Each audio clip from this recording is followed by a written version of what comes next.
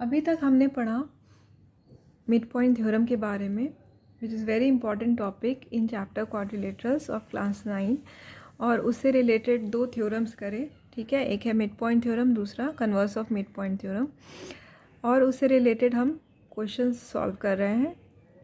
उसी सीरीज़ में एक और क्वेश्चन है, show that the figure found by joining the mid points of adjacent sides of a quadrilateral is a parallelogram. ठीक है, तो यहाँ पे ए बी सी डी एक क्वाड्रिलेटरल है और पी क्यू आर एस जो है इस A B C D quadrilateral के जो साइड्स हैं A B B C C D और डी एस, इसके वो क्या है, मिड पॉइंट्स हैं। ठीक है, तो जब हम इन मिड पॉइंट्स को ज्वाइन करेंगे तो जो quadrilateral P Q R S form हो रही है वो क्या होनी चाहिए, पैरेललोग्राम। तो ये आपको प्रूव करना है। यही चीज़ मैंने गिवन में लिखी है कि ए बी सी डी क्या है, एक क्वाड्रिलेटरल है। P जो है मिड पॉइंट है ए बी का, तो I have written like this, it is a mid point of A B. Q is the midpoint of BC, Q is the midpoint of BC, R is the midpoint of CD, R is the midpoint of CD, S is the midpoint of DA, so यहाँ पे S is the midpoint of DA। ठीक है, इस तरह से लिखेंगे, है ना। तो जिस सीक्वेंस में आप मिड पॉइंट्स लिख रहे हो उसी सीक्वेंस में आपको साइड्स भी लिखने हैं। ठीक है, और रिस्पेक्टिवली जो है आपको मेंशन करना है। नेक्स्ट आपका क्या है, टू प्रूव, क्या प्रूव करना है कि पी क्यू आर एस क्या है, it must be a parallelogram. ठीक है, तो इसके लिए एक हम बहुत ही सिंपल सा कंस्ट्रक्शन करेंगे। ये जो quadrilateral A B C D है, इसके ऑपोजिट एंड्स को अगर हम ज्वाइन करेंगे तो हमें क्या मिलता है, डायगोनल मिलता है। ठीक है ना, तो यहाँ पे मैंने ए सी को ज्वाइन कर दिया है। ठीक है, तो यहाँ से ये डायगोनल क्या है, ए सी है। ठीक है, अब हम क्या करेंगे, ये डायगोनल जो है ये जो है इस पूरे क्वाड्रिलेटरल को दो ट्रायंगल में डिवाइड कर रहा है। एक ट्रायंगल है ए बी सी और दूसरा है ए डी सी। ठीक है ना, तो यहाँ पे सबसे पहले हम लिखेंगे जॉइन ए सी। ये हो गई आपकी कंस्ट्रक्शन। ठीक है, तो प्रूफ में आ जाते हैं। प्रूफ में क्या हम करेंगे, हम ये दोनों ट्रायंगल्स ले लेंगे। ठीक है ना, पहला ट्रायंगल क्या है, ए बी सी, और दूसरा ट्रायंगल क्या है, ए डी सी। ठीक है, तो अब हम मिड पॉइंट थ्योरम अप्लाई कर सकते हैं ट्रायंगल में, जहाँ पे भी मिड पॉइंट थ्योरम क्या स्टेट करती है कि कोई भी ऐसा ट्रायंगल जिसके दो साइड्स के मिड पॉइंट्स दिए हुए हैं, अगर हम इनको ज्वाइन करते हैं तो वो जो लाइन सेगमेंट बनाते हैं वो क्या होगा, थर्ड साइड के हाफ लेंथ के बराबर होगी और थर्ड साइड के पैरेलल होगी। ठीक है, तो यहाँ ए बी सी की बात करते हैं। ए बी सी में साइड ए बी का मिड पॉइंट है P, साइड बी सी का मिड पॉइंट है Q। तो जब हम P और Q को ज्वाइन करेंगे तो हमें क्या लाइन सेगमेंट मिल रहा है, पी क्यू। तो ये पी क्यू क्या होगा, ये थर्ड साइड यानी ए सी के क्या होगा, इसके हाफ लेंथ के बराबर होगी और इसके पैरेलल होगी। तो यहाँ पे क्या लिख सकते हैं, since P Q are the midpoints of AB and BC respectively। ये तो आपका ऑलरेडी गिवन है। ठीक है, तो अब हम आसानी से मिड पॉइंट थ्योरम अप्लाई कर सकते हैं। सो बाय मिड पॉइंट थ्योरम, यहाँ MPT से मिड पॉइंट थ्योरम। ठीक है, ये मैं इसको शॉर्ट फॉर्म में लिख रही हूँ। ठीक है, अब यहाँ पे आप क्या लिखोगे, देयरफॉर क्या हो जाएगा, P Q is parallel to A C and P Q is half of A C.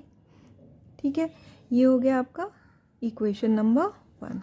ठीक है, अब इसी तरह से हम बात करेंगे इस ट्रायंगल की यानी ए डी सी की। तो यहाँ पे देखो एस जो है वो ए डी का मिड पॉइंट है और आर जो है वो सी डी का मिड पॉइंट है। इसको हमने ज्वाइन कर दिया। ज्वाइन करेंगे तो क्या होगा, ये जो एस आर है वो ए सी के पैरेलल होगी और एस आर जो है इसकी लेंथ क्या होगी, ए सी के हाफ लेंथ के बराबर होगी। यही है मिड पॉइंट थ्योरम। तो यहाँ पे भी हम मिड पॉइंट थ्योरम यूज़ कर रहे हैं। So S and R the mid points of A D and C D. Okay, अब नेक्स्ट जहाँ मिड पॉइंट आया ट्रायंगल में दो साइड के, वहाँ पे हम क्या अप्लाई कर देंगे, मिड पॉइंट थ्योरम। तो यहाँ पे ये क्या हो जाएगा, ये S R will be parallel to the third side. तो इस ट्राइंगल ए डी सी के जो थर्ड साइड है वो क्या है, ए सी है, ठीक है, क्योंकि बाकी दो साइड के तो ये मिड पॉइंट है, तो जो रिमेनिंग साइड है वो क्या है, थर्ड साइड है। तो ए सी क्या है आपका, थर्ड साइड। तो एस आर क्या हो जाएगा, it is parallel to A C, third side के parallel, as well as S R की जो लेंथ है वो थर्ड साइड की हाफ लेंथ के बराबर, यानी S R is equal to half of A C. तो दिस इज इक्वेशन नंबर 2।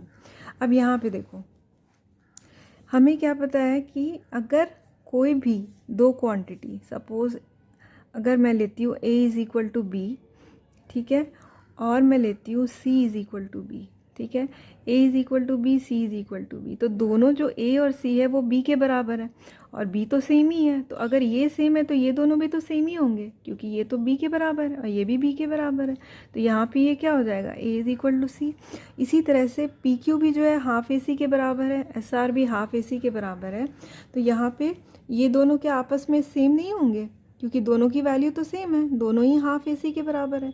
तो यहाँ से हमें क्या मिल गया, फ्रॉम 1 एंड 2 हमें क्या मिला, P Q is equal to S R, ठीक है।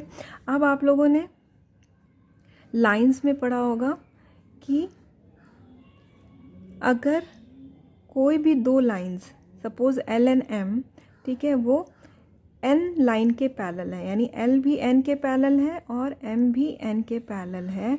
इस केस में क्या होगा, अगर ये दोनों लाइन सेम लाइन के पैरेलल हैं तो ये दोनों भी आपस में क्या होते हैं, पैरेलल होते हैं, ठीक है। इसी तरह से यहाँ पे PQ और SR जो है वो AC के पैरेलल है, तो क्या PQ और SR आपस में पैरेलल नहीं होंगे, होंगे।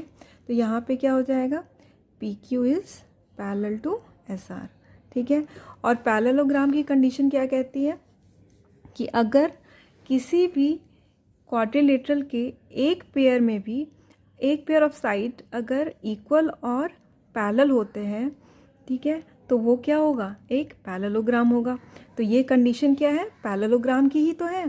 तो ये क्या हो गया, therefore PQRS is a parallelogram. Clear है। सो इस तरह से हम मिड पॉइंट थ्योरम को इम्प्लीमेंट करते हैं in order to solve any problem, ठीक है। स्पेशली जहाँ पे भी मिड पॉइंट की बात हो और अगर आपसे पूछा जा रहा है कि आप पैरेललोग्राम प्रूव करो या रोम्बस प्रूव करो या रेक्टेंगल प्रूव करो, तो जब भी मिड पॉइंट्स आप देखो कि किसी भी डायग्राम में मिड पॉइंट्स दे रखे हैं, तो आप जो है पहला थॉट यही लाना कि मिड पॉइंट थ्योरम अप्लाई कर सकते हैं, ठीक है। तो ये एक एप्लीकेशन है मिड पॉइंट थ्योरम का in solving the problem which is related to the quadrilaterals. I hope you have understood the question. If you have any doubt regarding the question, please mention in the comment section, and please keep giving your suggestions. Thank you.